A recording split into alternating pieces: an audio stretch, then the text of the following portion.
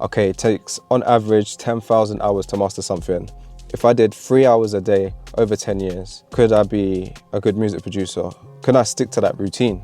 And I thought, yep, I think I can do it. So I just jumped straight in.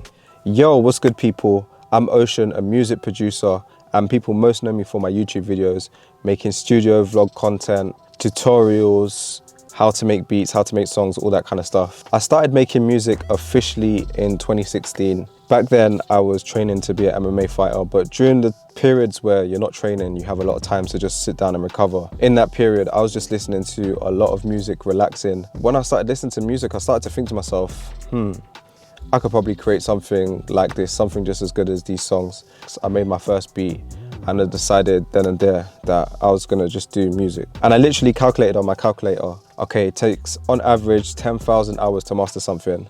If I did 3 hours a day over 10 years, could I be a good music producer? Can I stick to that routine?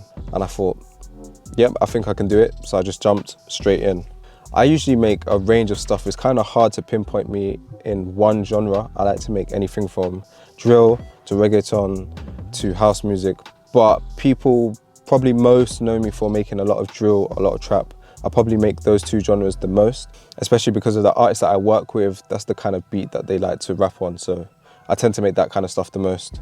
I usually start a song or a beat out by trying to figure out the vibe or the mood that I'm trying to go for, maybe even the genre. Then once I get that down, I usually start the beat with the melody, just because I like to build the track around the melody. Maybe I'll lay down some chords or I pencil in some chords.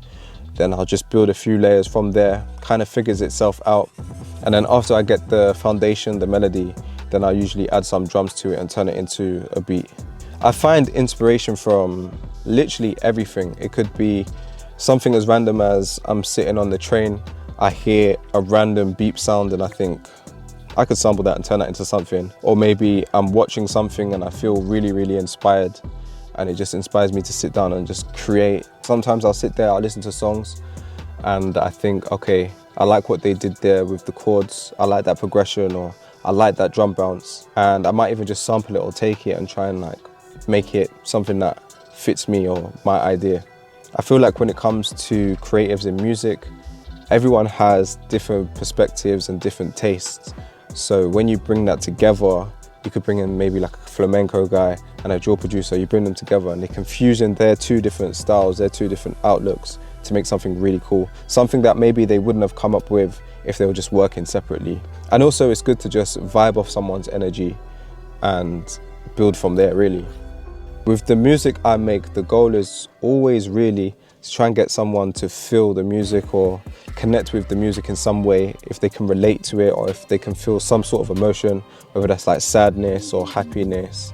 I usually want someone to feel, at least. One thing that really, really helped me with my music production is focus and being able to get into flow state. What flow state is basically that feeling when you're totally in the zone creating something and everything else is kind of just like out of sight. Time just flows by. Maybe you're sitting there for 4 hours, but you don't even notice it. It just flies by. To try and get me into that state of mind as quickly as possible, I need to try and eliminate all distractions, really. So I try and put my phone on Do Not Disturb and far away from me, because every time I check my phone, it takes me out of the zone.